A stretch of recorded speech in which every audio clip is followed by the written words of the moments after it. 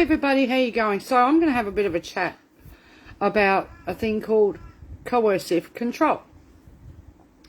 So there's a big ad campaign going on at the moment to bring in laws regarding coercive control and make it illegal. However, we've run into a bit of a problem. See, here we go again with laws that apply to some people but not all. And this is what is really frustrating me. Okay? So I live in Queensland, and in Queensland we have like a Bill of Rights. Those on the cashless debit card are excluded from the protections of those Bill of Rights because they're state laws. And federal laws trump state laws. So the impact of the cashless debit card, right, and the abuse and the coercion that goes on, coercive abuse, I don't care what you call it, it's still abuse. People are excluded from being able to go to the state and say, I'm being discriminated against, this is causing me harm, why is nobody protecting my human rights, my legal protections under law? Sorry, we can't help you, it's a state, state law and federal policy stumps over the top of it. So here we go again. So I was on TikTok, came across this, it looked like a really good advert. And they're getting up a petition to sign it, right? And I started looking at it. I made the comment, and I've actually shared it to my personal page, the screenshots. So, my first comment to them was, LNP cashless debit card is coercive control at no to welfare card. So they knew where to look. Their comment was, thank you for your comment. This speaks to DV coercive control. Well, financial abuse or financial control is domestic violence in any book. So then I went back to them and I said to them, of which the cashless debit card is. Indu is the controller, not the person on the payment. So they came back to me, if it's financial abuse by an intimate partner, then coercive control laws apply. These laws are specifically for intimate partner violence or abuse. So when somebody's coerced into activating their cashless debit card, that's coercive control. They then enter into an intimate partnership with Indu without their consent. And then when an Indu staff member won't let them buy a bra, how much more intimate do you have to get? Or can't buy compression stockings? Or can't buy colostomy bags? How much more intimate do you have to get? Right? This is a corporate intimate relationship which is coerced onto people without their consent. Coercive control. So I said to them, so those women trapped on the cashless debit card, trapped in domestic violence, are excluded. Nice, thanks, I got it. Thanks, I got it right. So they came back to me again. Right, don't mind me, I'm just going through what I uploaded to my own Facebook page. Right, because I was not happy about this at all. Right. So they came back to me and they said, glad to help clarify abuse perpetrated by an intimate partner. I would suggest corresponding with your local member about the matter you speak of. Now they want people like me to sign their petition. Right? My attitude is very clear. Coercive control should be illegal. It shouldn't matter whether it's your partner, your boss, whether it's Indu Services Australia. Doesn't matter who the perpetrator is. The person is under coercive control. Simple as that. Financial control and somebody who humiliates you when you want to be able to do something, who's got control of your finances, which impacts how you live and what you can do and where you can go and how your children live and what activities they can partake in society as well. That is coercive control. Right?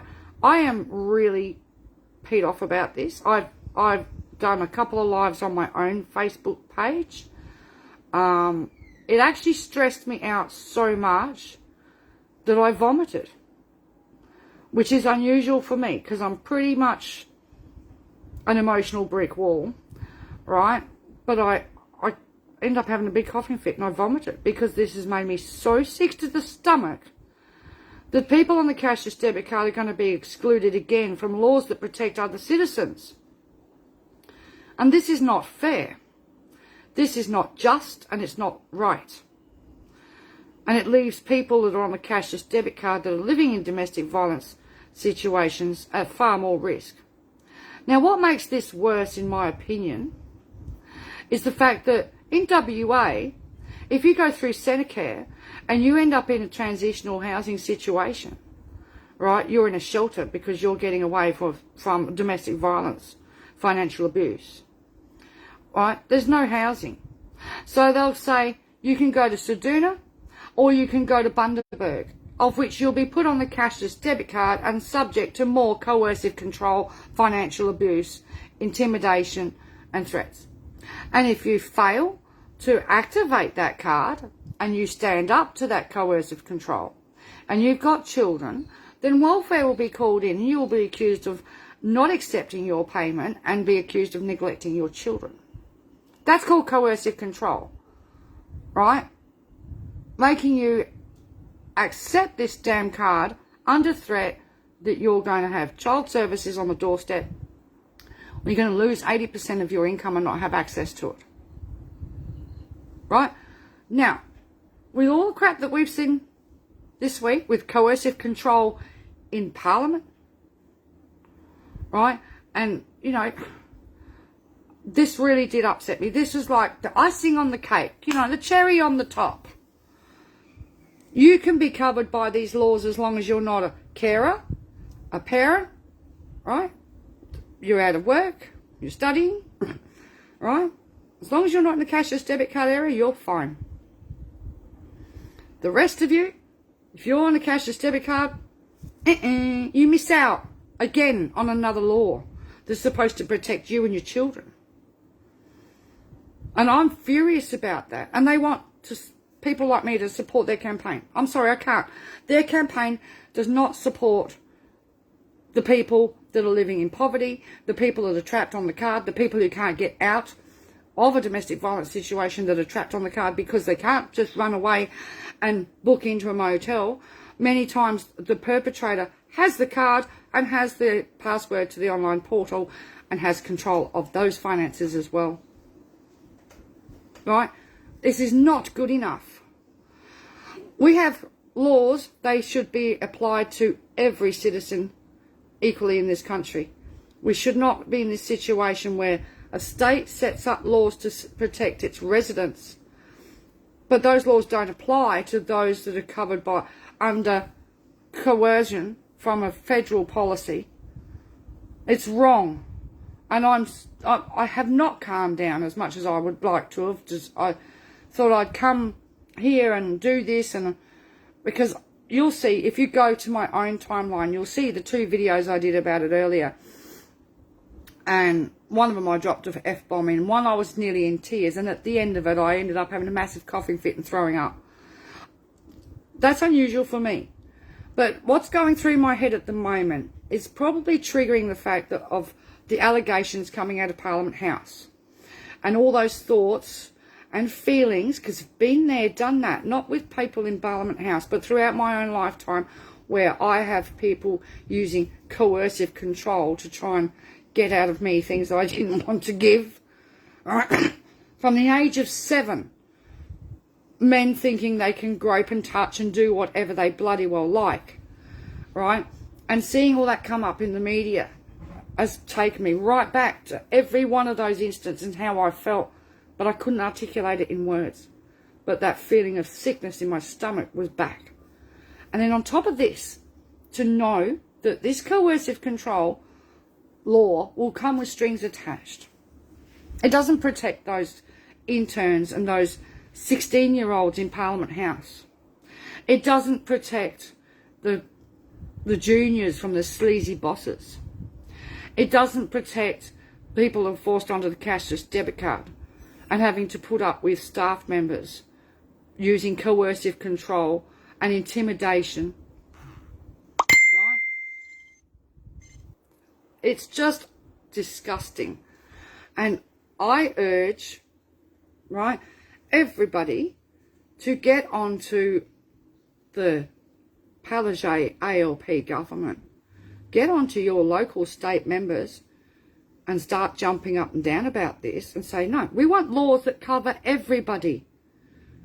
Not just a small portion of the population that you deem worthy enough to have that law protect them. Right? This is discriminatory, the way they've set this up. Because it'll be another case of, sorry, we can't help you because federal law trumps state law and you're not covered by those protections. It's wrong, and I'm furious. I'm absolutely furious about this. It has really upset me. I don't know what to say. I'm not.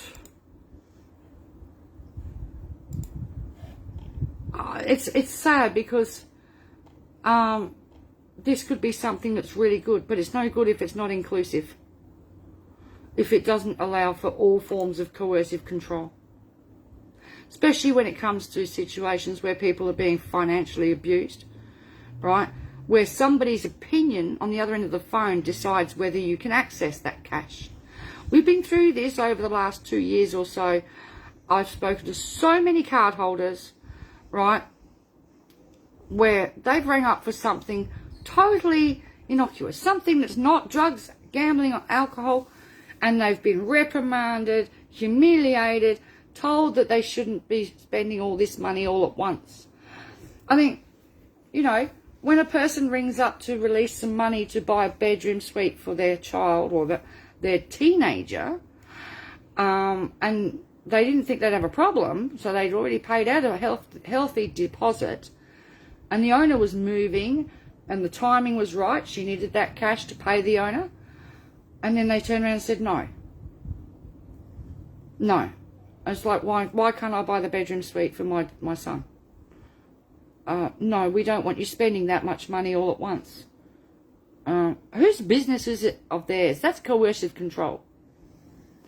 And it took a week of fighting and me doing lives on it. Finally, they relented and allowed this parent to have the money that she needed out of her supplement money that was 100% quarantined. But then we hear other stories of another gentleman who wanted to buy an air conditioner. Right? It was $1,200. No, it's too expensive. You can't afford that. That's their opinion. That's their coercive control. That's them controlling your money. Right?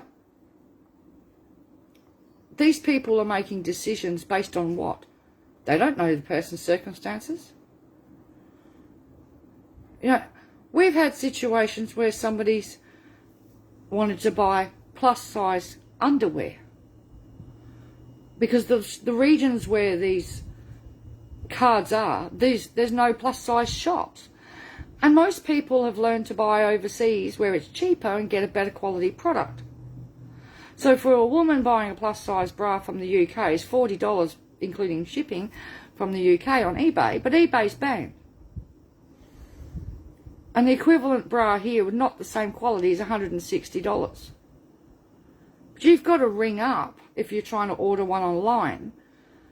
And you've got to ask permission. And you've got to send a photograph.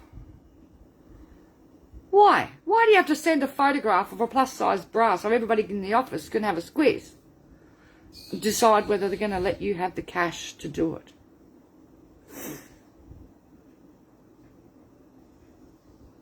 You know, this is disgusting. It's coercive control. It's financial control and abuse.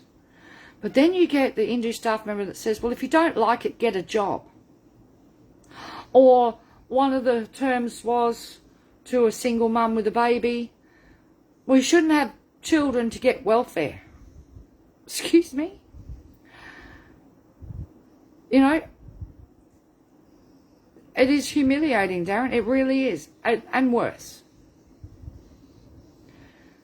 And we've had this the last 2 years I've been dealing with card holders face to face in the Hinkler region, and we've heard all the horror stories from before, from Seduna, Kununurra and East, the goldfields. You know, a disabled lady, and because the staff member didn't know what her disease was, denied her compression stockings that she would buy from the UK. Instead, she has to buy compression bandages here that don't do the same job, don't work as well.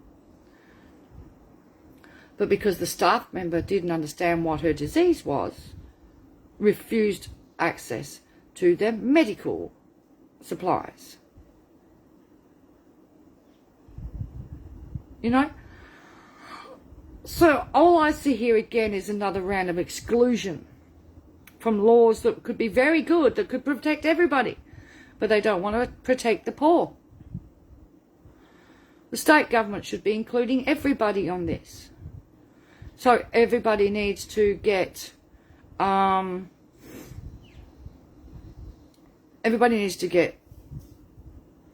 the phones this week and start questioning this, right? Because it's not good enough. It is just not good enough. And I'm furious with this. I'm trying to find something I want to read out here. So, Indu Limited, the policy is the poster child for coercive control. And we need to get them to understand that. It is the ultimate coercive control. Right? I'm reading this from Amanda's thing. It was bad enough the brand new Queensland Bill of Rights excluded Centrelink recipients' rights completely. It was bad enough that there's no non-discrimination law that protects people against violence and abuse based on their economic status. And it's bad enough that our own government does not enforce the laws meant to protect us, leaving us without any support or recourse. Now we find out that coercive control laws won't apply to us in this situation either. Men and women in poverty on Centrelink who are forced into a very intimate relationship with Indu Limited without their consent. People who are being directly abused, controlled and manipulated on a daily basis and driven to homelessness and suicide have nowhere to turn and no one defending them. And both sides of Parliament seem quite happy to accept that, while rapists, rauters, abusers in their own ranks proliferate with impunity at our expense and our children suffer. Indu Limited is a financially abusive partner we do not get a choice to live with or leave. Right? Include us and protect us, or check your privilege and sod off.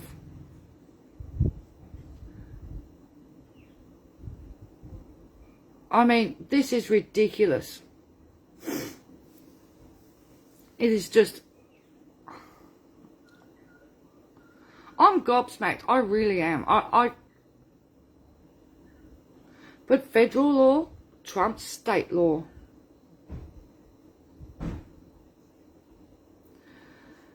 Thanks, Kelly. I'll pass on your message to the lady concerned. She's in WA.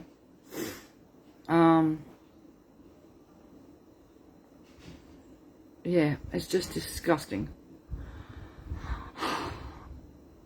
I really don't know. This has just it's made me physically ill today. And their attitude. You know, and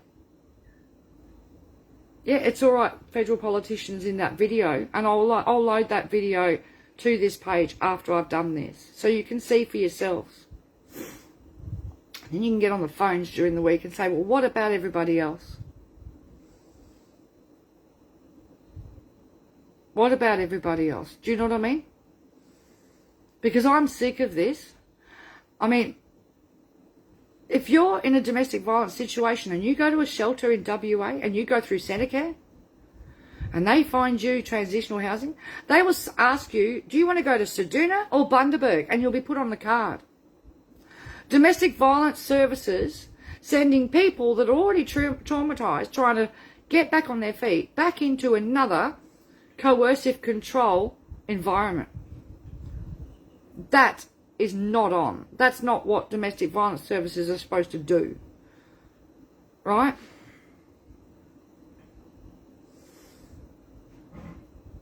You know, this is crap. Linda Burney doesn't support the card, Darren. She supports voluntary income management in regards to like the basics card with informed consent for people, but she doesn't support the cashless debit card and its forced imposition. Right?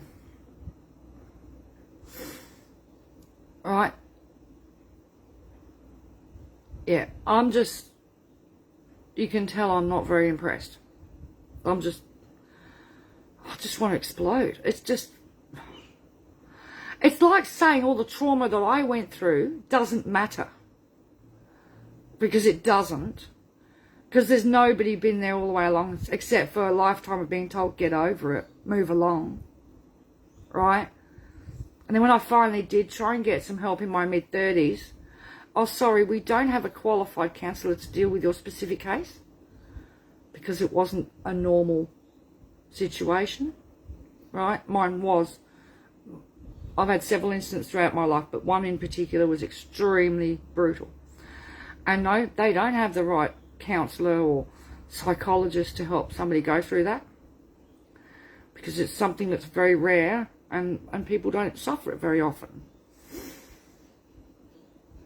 But then to know that if I ended up on a cashless debit card, no one's going to be there for me again. I think this is what is making me feel the sickest, is to know that there's no authority, there's no government agency, there's no support. That the laws of the land set down to protect me won't protect me, or I will be excluded from. That's what's really getting to me. Right?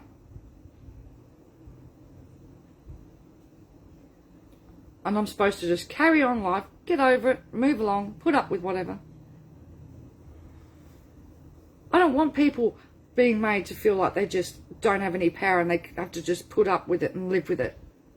Nobody should be living with any form of abuse. Like I said, whether it comes from a boss, whether it comes from a private entity called Indu, it's not on.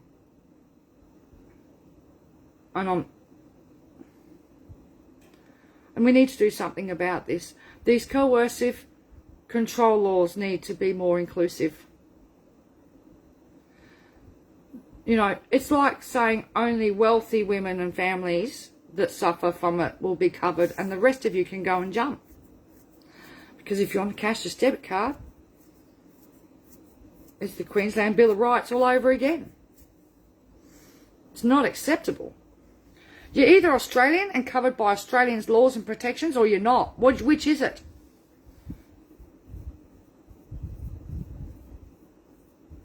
You know, people have to put up with coercive control through our whole social services sector. From the job agencies and Parents Next, cashless debit card. It's all about threats. It's all about punitive punishments and coercive control. And it's being perpetrated by our own bloody government.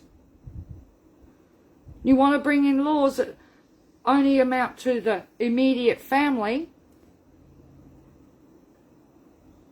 but the government they have a free hand to do whatever they want, to whoever they want. Just because you're on a social security payment doesn't make you any less a citizen than the person next to you with a $250,000 job. All right? But our laws are all being twisted around so the person next door will be protected, but you won't if you're on a cashless debit card.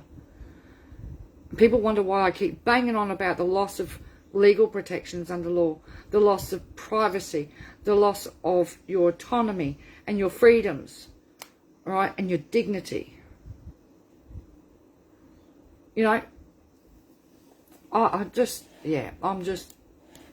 not very happy. Where are the women's groups? Yes, the new law will cover men because it's a domestic violence law either which way. So if a man walks in and says domestic violence, but only in the intimate family unit, right? Kathy says it's even infiltrated the doctor-patient relationship with the LMP requirements that chronic pain sufferers no longer receive narcotics for severe ongoing pain. It's all punitive and threatening now. Yep. Everything is punitive and threatening. So it's okay for our government to be abusers. You know. D. Starry says, could this be a human rights issue for the UN? It's an interesting question, isn't it?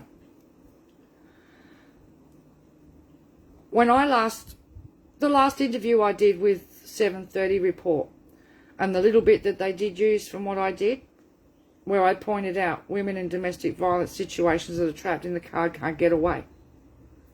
I noticed that Cassandra Goldie picked up on that and she commented on my own page. Alright? And other people also picked up on it. Single Women, Council for Single Women. I can never get their name right. Because it's just ridiculous.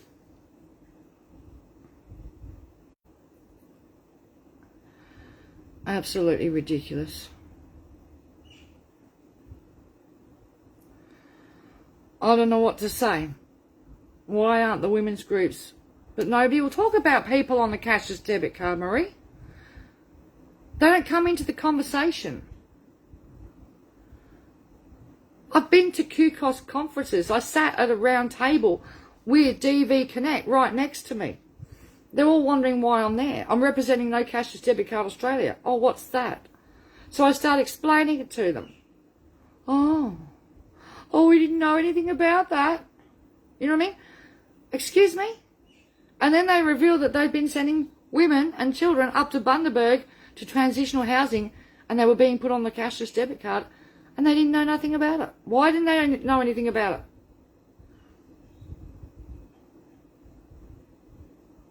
You know, and that's where the whole system falls down. None of these people, oh, I didn't know anything about that. Why didn't you? You're supposed to be working to look after people. You get paid good money to do it too. People like me and our team and others are the ones out here on a Sunday afternoon telling the public what's going on and standing up and trying to bring attention to these things. Right? It's just not damn well good enough. It really isn't. You know, we focus on cashless debit card issues here. We would like to hear from other organisations how they feel about the impact of the cashless debit card on their clients. But they won't speak because they're government funded, they're gagged, and they won't stand up for people on the card. And the ones in the card areas, well, they're getting their funding from Indu, so it's all shush shush. Because they don't want to lose their funding. They've got a vested interest in the card being in their region. So they're not going to come out against the card, are they? Because they're going to lose their funding. You know, it comes down to card holders are cash cows for certain job agencies and certain providers, and certain stakeholders have got really good, well-paid jobs out of this. I'm just so, you know, yeah, it's economic apartheid, and I'm sorry, it's coercive control. You can't call it anything else. If a person says, I don't want this card, and they refuse to activate the card, then first up, they forego 80% of their income. Right? So then if they've got children, an investigation is launched as to why are they neglecting their children by not accepting that 80% on the card. If a parent, I know one parent that's got a lot of money stuck on a card, and she wanted out, she didn't want to sign up for it, and they activated her card right in front of her without her consent. Coercive control. Okay? And from the day they did that, she's not touched one penny that's gone onto that cashless debit card. She's been knocked back for opt-outs twice. She works She looks after her kids. She pays her bills. But her money's all going on the Indu card. She refuses to use 1 cent of it. Because her attitude is, if I use it, I'm accepting it, and I'm not accepting it. I just want off, and I want that money put back into my account. I want my money back, right? There's nothing that... But they've fought her twice so far, and each time they've accused her of neglecting her children for refusing to use that money. Right? It's wrong. And if you're First Nations person and you try that sort of protest and stand up for yourselves, they'll have welfare in your house like Flynn, right? Checking your cupboards to see how much food you've got, finding an excuse to take your kids away. Because that's what they've done in communities. That's what they've done with the First Nations people. Coercive control. It's all coercive control. And if we're going to have laws against it, then it needs to cover the lot. Right? This pick and choose and cherry picking who's worthy of being protected, no, that's not on. It's all or none. Make up your minds. And people need to get on the phones during this week and ring state Labor. And I'll put up the video. You can see that federal Labor members have chimed in on this video. Ring Linda Burney's office. Ring Ali. I don't know her last name, sorry. Ali's office. We need to change this because this is disgraceful. And then the fob off I got on it because the Be Kind group that are running it haven't got a clue about the card. They haven't got a clue about the card. They're probably blindsided by my comments today because it's like, where's this come from? But this is very valid and this needs to be raised. And we either have laws in this country for all of our citizens or we don't, right? This divide, this social apartheid, financial apartheid is not on. People should not be segregated based on their financial situation or whether they're a low-paid worker stuck on the card, right? We don't want one law for most Australians and no protections for the poor. And that's what it's amounting to. Every new law that comes out to protect Australians seems to have this thing where it doesn't protect the poorest or the most vulnerable. Which is ridiculous, isn't it? It comes right down to even a basic thing like, okay, I qualify for a medical heating electricity subsidy. Okay? But I can't access it because I live in community public housing sort of thing, right? Community housing. And in order to qualify for that concession, I have to be able to have a split system air conditioning in the unit. That is a stipulation to qualify for that concession. So therefore, I'm ineligible for that concession because I can't afford to put a couple of $1,000s worth of air conditioning into this unit. Right, so I miss out on my heating and cooling medical rebate for my electricity bill. So I pay a higher electricity bill, right? Same with anybody on an oxygen machine or with anything, you know, COPD, heart conditions, anything like that. Right? Again, the most vulnerable miss out. They're excluded from what could be a good program that's supposed to help people, and it's supposed to alleviate the financial burdens of what medical issues ramping up your electricity bills for. But they find a way of excluding the poor. Because basically the only people that can afford it or who can access that concession, which is about $380 a year, right, are living in private rental or own their own homes. But anybody who's on a disability support pension, living in community or public housing, can't access it. That's discrimination.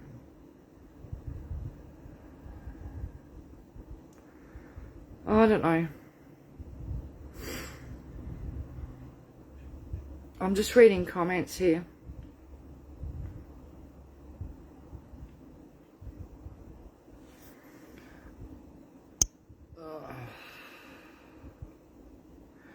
Yeah, the same method they use to exclude the disabled from funding and employment support. Huh. Yeah. They have a way of finding a way of excluding the most vulnerable and the poorest people from all of their things. And this is another case of that, in my opinion. So get on the phones during the week and start asking these local members of yours, what is this law and why doesn't it protect people on the cashless debit card, and why is the cashless debit card exempt from being classified as a coercive controller? Start jumping up and down, people, because this is, if people, I can't jump up and down all by myself, right?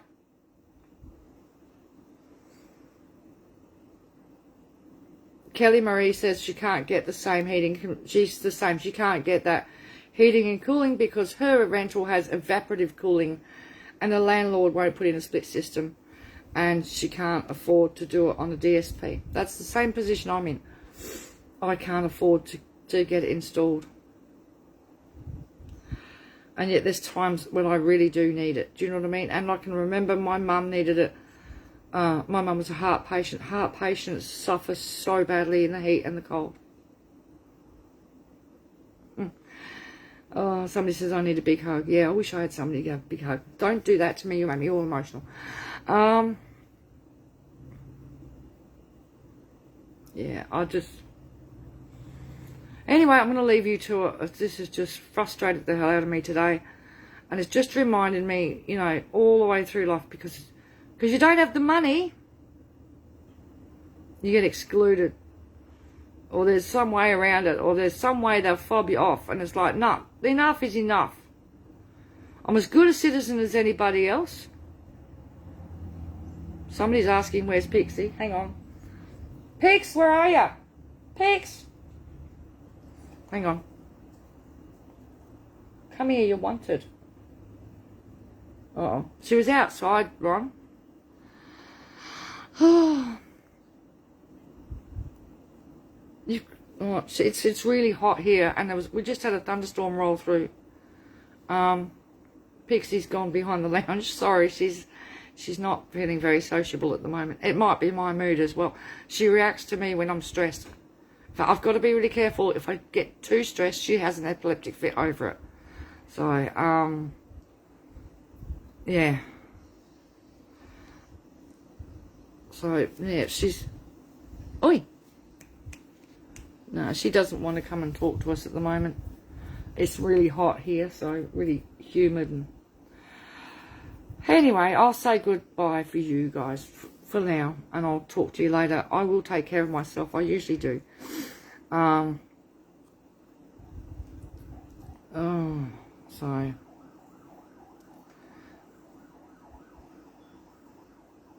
I'm not giving up, Marie. I don't know why you think I give up. I don't give up.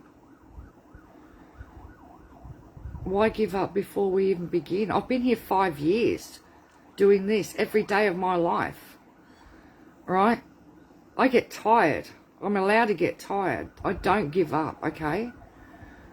Don't ever think I give up. I might disappear for a day or two, but I don't. I come back, you know? People... One thing about me all my life, people have come back to me at the end of it and said, I admire your tenacity. Because I don't let go of something until it's fixed or done. And I haven't let go of this fight against the card since the day I set up the first page that I did.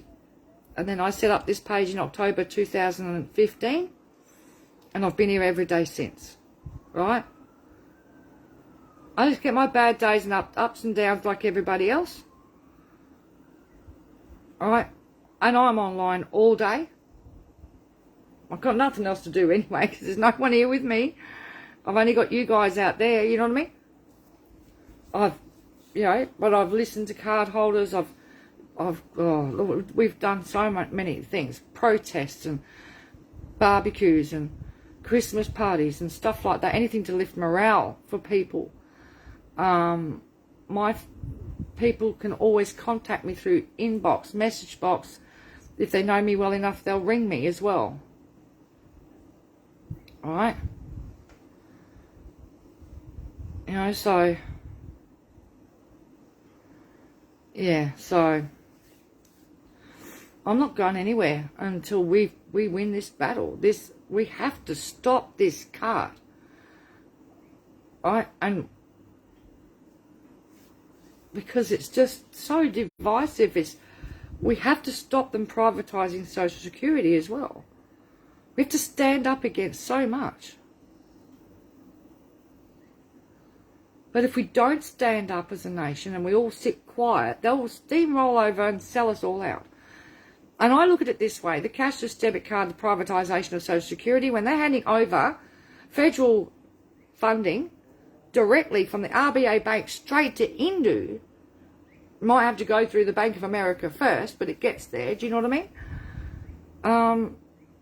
They're effectively selling Australians, because, you know, $12,000 here. You take control of that person's life, we'll sell it to you for 12 grand, setup costs, and then every year you get whatever it is, $1,500 a year, right, to keep control of that person, to keep owning that person's income.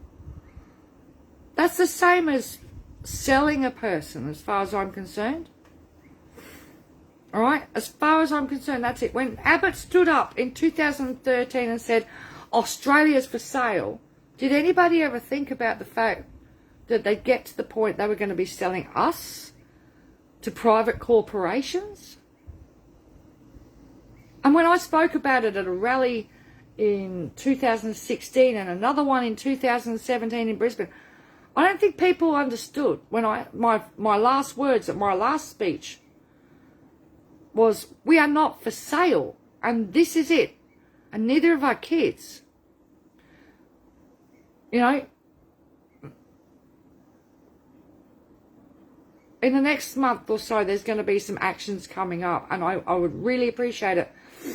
All right, I'll be giving out the dates this week of where to be and who's needed to be where.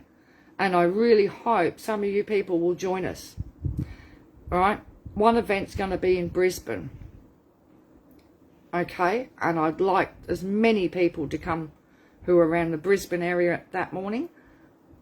I will be putting up the details for that sort of stuff after Monday night. And we need to really start showing this government we're not going to put up with this. We're not going to put up with this as a people. We're not going to put up with our neighbours being treated like second-class citizens and our First Nations people being treated like slaves again. Because that's what they are. The CDP program and the income management is slavery. You know? But, yeah, Dee, there might be something for you in Melbourne on the Friday. I'm not sure. I'll let you know when I know, okay? Oh, geez, but, yeah. Haven't had any dealings with them, Maria. Yeah, so, anyway, I'll keep you guys informed. I'll let you know what things are happening around the country and stuff like that. If things pop up, what events are around the place, and what things we can do as a group, what we can do online, what we can do offline. It doesn't matter where you are. If you've got one of our shirts, or even if you haven't, make a sign. Go stand outside your Centrelink office. Go start. Actually, not so much Centrelink offices, because they're not getting the foot traffic. The job agencies and stuff like that. We've got people who randomly go out and stand outside train stations handing out our leaflets. You know what I mean? So, I'm just, yeah. There's lots of things people can do to protest. You can make your own videos too. If you want to make a video about how you feel about the cashless debit card, send it to us. Just needs to be an MP4 or MP3, but preferably MP4 format. And that way I can save it and then I can post it to the page. You want to make a protest video, right? Do it. The more people that stand up against this punitive system, But as long as people sit quiet, this government's just going to steamroll over everyone. So,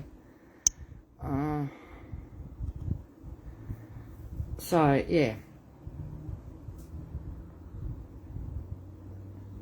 I have got no idea what you're talking about there, Daniel Waters. Where's my apology from Melbourne? I don't know. I've got no idea. So, oh, thank you, Tim Brooksy. That tells me how much I know about technology. MP3's audio, not video. So it needs to be MP4 format so that I can use it and stick it up on the sites and that. Make videos, guys. Get creative. Do something. All right, make a sign. Send us your selfie. There's lots of ways you can take actions without actually doing anything physical if you can't. Actually, while I'm here, I may as well, if there's anybody in Brisbane that has a scooter, as in a gopher, that might be able to lend it to me for a day in Brisbane, please let me know. Not straight away. This was something in May. But I'd like to take part in it instead of being on the sidelines because I'm physically no longer able to march. And I want to be able to march this particular event, but I need to do it in a gopher. If somebody out there's got one I can borrow for a day and we can work it out, that would be very appreciated. Or we can hire one, I don't know, but we'll work it out. But that's for May, not for March. All right, I'm going to go. I hope there's a federal election this year because I just want to vote these bastards out. And we won't need to vote. We need to get rid of the likes of, well, first off, Sterling Griff can go because he stabbed all the card holders in the back. Right? The dirty deal that they did there. Terry, you'll only see the comments because I'm still live. You'll see the comments, all of them afterwards, okay? Don't stress, mate. They're there. I can see them rolling through, okay? So, we need to get rid of One Nation because she loves kicking the paw. Alright? And she needs to learn that we're not all drug-addled and sexual fiends and abusing our children. And I will never forgive her for those sort of statements in Parliament. Right? Simple as that. So, and of course we've got to get rid of the LNP. Because it's the only way we're going to get rid of this policy. You know? Simple as that. That's the bottom line. Any party that supports this program, or the job agencies, or the Parents Next, any punitive programs that divide our country, right, and stigmatise our poor, okay? Any politician that stands up there and supports taking away on another Australian's rights under law and protections doesn't deserve to be in that place, is not going to represent you or your family. If they're voting to take your rights away, don't vote for them. You know, Pauline declaring that when you go on to Social Security, you have no rights. Michael, I won't use the welfare word because it's derogatory. It is a way that they've been able to brainwash people. We used to be proud of our Social Security system until they decide to use the American terminology of welfare and make out everybody's bludger and everybody's rotting off the back of it. So,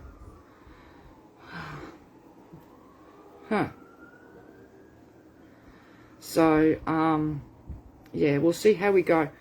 All right, well, I'm going to go and make myself a sandwich, and thanks for listening, and we'll chat again another day when I've calmed down. All right, take care of yourselves, guys. Get on those phones during the week and start pushing the point that, you know, laws have to be inclusive of every group of people, not just some. It's all or nothing, and that's it. And Australians should demand nothing less. Okay? My grandfather didn't go to a war to fight for this shit. They put up with all this sort of crap pre-war. The Commonwealth promised it wouldn't happen again. We wouldn't have people living in third world conditions. We wouldn't have people living in destitution and poverty, right? And this government's pushing us into the Great Depression era of things and not taking care of the people. Okay? So, yeah, it's wrong. Stand up, Australia. That's all I can say. And keep the pressure on your local members. And if you're emailing them, even email the LNP ones, even though they probably won't respond. But then they can't say they weren't told. So, okay guys, I'll talk to you later. Take care. See ya.